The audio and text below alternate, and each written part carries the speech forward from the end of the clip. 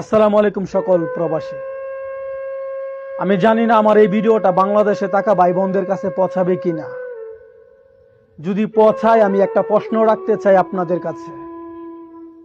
বাংলাদেশ স্বাধীনতা পেয়েছেন, স্বাধীন করেছেন, এই স্বাধীন করতে গিয়ে আমরা প্রবাসীদের কি কোনো ভূমিকা ছিল? যদি প্রবাসীদের ভূমিকা তাইকা থাকে, তাহলে আজ আপনারা কি করে ভুলে গেলেন 57 জন প্রবাসী জেলখানায় বন্দি, কারো যাবজ্জীবন, তো কারো 2 বছর 3 বছর করে জেল হয়ে গেছে।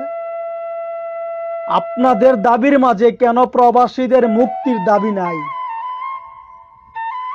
আপনাদের দাবি পূরণ হয়ে গেছে, আপনারা শান্ত হয়ে গেছেন। যে 57 জন প্রবাসী আজ জেলখানায়, তাদের পরিবারের কি হবে এবং এই জেলখাটা মানুষগুলার কি হবে ভবিষ্যৎ? নেতৃবৃন্দ যারা আছে তাদের মুখেও প্রবাসীদের কোনো কথা আমরা শুনতে পাইলাম না আজ পর্যন্ত।